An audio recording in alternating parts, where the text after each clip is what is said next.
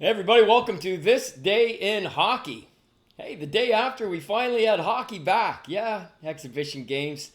Nonetheless, 3 on the schedule, and I'm calling this a 5-minute major. 5 minutes. I'm taking 5 minutes here to recap the Habs last night. 4-2 loss to the Toronto Maple Leafs. Maybe even if they play their best game, they lose. The Leafs are infinitely more talented than Montreal, much more depth.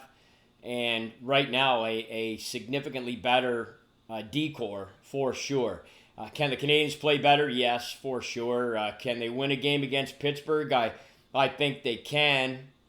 Will they?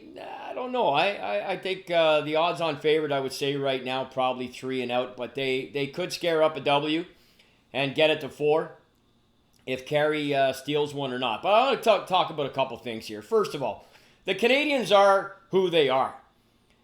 Just because it's been 4 months, they didn't reinvent themselves. And had they known that this situation was going to happen, because they were going to miss the playoffs, and if they had known they were going to go into a playoff situation, well, you don't trade Kovalchuk and you don't trade Scandella. Probably keep both those guys at the very least, and they're in your starting rotation, despite the fact it was an expanded roster last night. They are who they are, and there isn't enough certifiable, solid scoring depth for them to compete with the upper echelon teams in the NHL yet.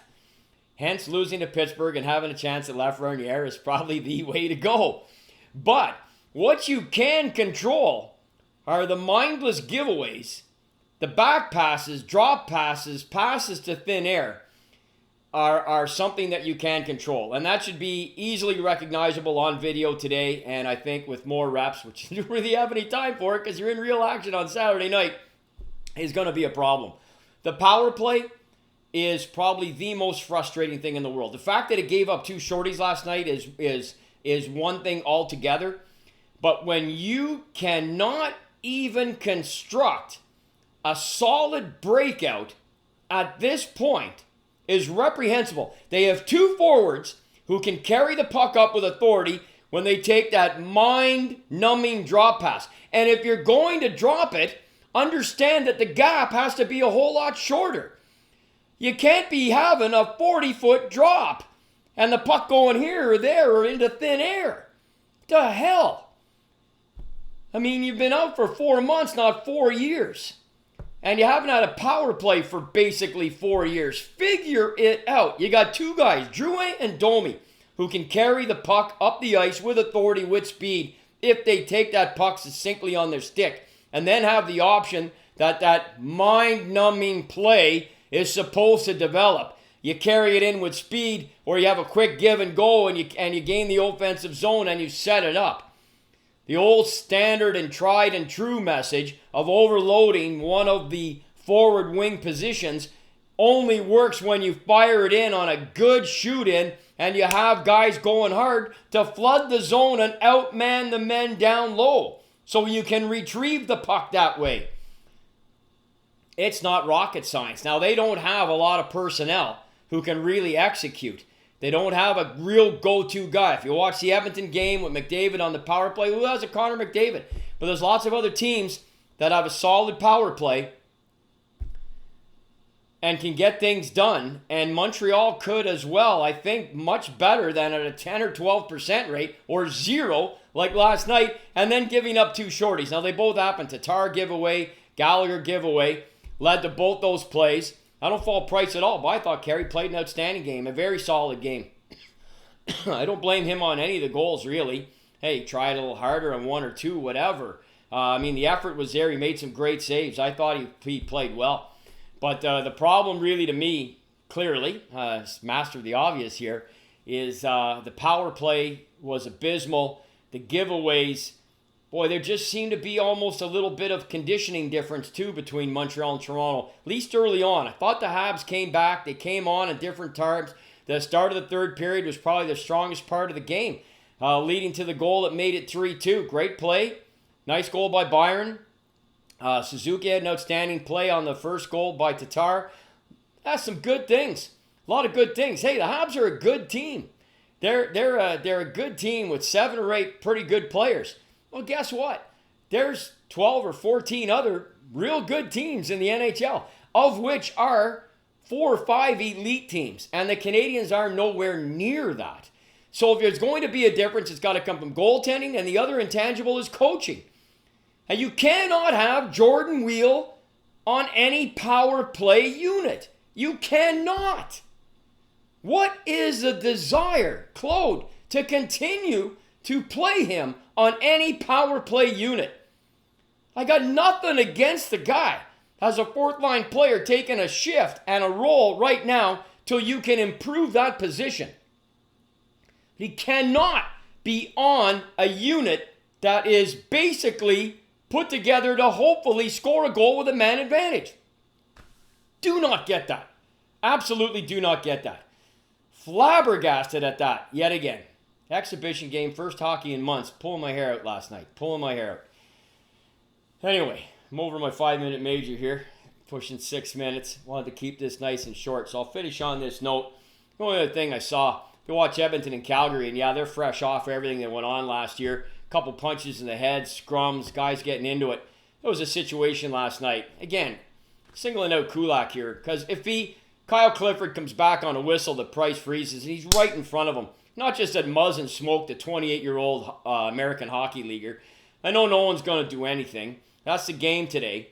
It's funny, they're on the radio right now talking about baseball and throwing balls at guys, which has been in the game. It's never coming out of baseball. That will never, ever, ever come out of baseball. And I don't have a problem with that. And I don't have a problem with some form of retribution on the ice as well. Look, it's not all Marcus of Queensberry rules in terms of body contact when you're playing in a game that still is not largely, but still significantly controlled by intimidation and enforcement and physicality and the ability to back each other up. You've got to be all pulling the rope the same way. So Muzzin smokes. It was a totally clean hit. Felt bad for Belil. Got his clock wrong big time. I don't believe he played another shift after that. Rightfully so. But, you got Clifford comes and establishes position right in front of Price, basically saying, move me. And Kulak's right there and he turns away. I know, what's he going to do? If he comes in and does anything, you're going to get a pushback from Clifford for sure. But what's he really going to do? He's not taking an instigator.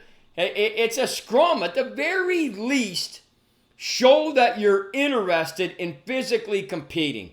I'm not just saying this about Brent, because I'll say this across the board. Like, it's an exhibition game.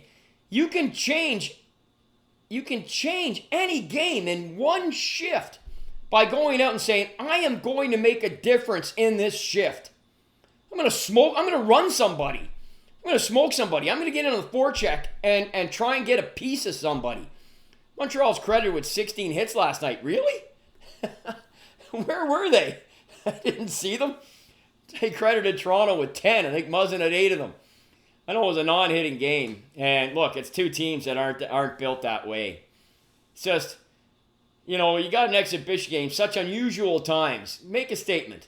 The statement they made last night was, A, they weren't ready to play. They gave the puck away like it was a grenade. And B, the power play picked up right where it left off. You can't figure that out. Kirk Muller and company. You have got to be able to figure out a way to at least gain the zone. If you're going to go 0-4, make it in so much as that you just don't convert good opportunities, or at least some chances. And what did they have on the power play? Their second last one was the best one in terms of zone position, because they won the faceoff and managed to keep it in for 30 seconds. They're usually, I was texting with my son last night, how many seconds before it's out? 1, 2, or 5. Those are our options. That's typically the way it goes in Montreal. Lose a draw, out, lost 30 right off the get-go. Can't gain the zone back, you're down 60 to 70 seconds right there, 80 seconds, 30 or 40. Second unit comes out. At least they kept Shea on for most of 2 minutes last night. But anyway, hey, hockey's back. I'm not really that into it. Yeah. Pittsburgh, this could be real ugly real fast. Figure some things out here in Montreal. Cut down on the mistakes, that's for sure. You've got to make sure it passes in your own end. I don't care, it's an exhibition game you haven't played in 4 months. Figure it out. Morgan Riley looked outstanding last night. Thought Muzzin was a rocket back there. He was a tower power for them physically, not a rocket, but a tower power. Robertson looked great. Great to have him in the lineup. I hope he gets some action against Columbus. He should. And Matthews was basically invisible. One good shift, really, that I saw. Tavares made a great play. Tavares is the best player for them in the first. Austin Matthews actually had a pretty good second period for them. You can't take away from Kerfoot. He had the 2 goals. He was opportunistic. The suit man scored. Good for him. He looked good. I thought Anderson was solid in net for them. They did a lot of things well. You got to measure the opposition they were playing against. It really wasn't much. And that should be a good series because Columbus will try and run them out of the rink. It's all they really have. Cannot match Toronto skill-wise. This is a perfect setup for Toronto. A short series against a team that can't really skate with them. And it's not Boston or Washington. This is a perfect opportunity for the Leafs to get some momentum and make some noise and be a little bit more battle-tested and ready for a second-round opponent. I still don't think they have the wherewithal to be a Stanley Cup winner, but all bets are off right now this year. All bets are off. I think it's really largely anybody's to win, but not Montreal's. That's for sure. Goal Lafreniere. All right. Should I have a shot of whiskey? I guess so. I always have. The hell am I going to toast? Not to have power play. I'm going to toast the fact that at least I saw some live hockey last night. How about that? I'll toast that. And I'm on the tee in a couple of hours if we don't get rained out. I'll toast that. Everybody have a good one. Stay safe. More games today. And then the real action starting Saturday. Can't wait. Be well.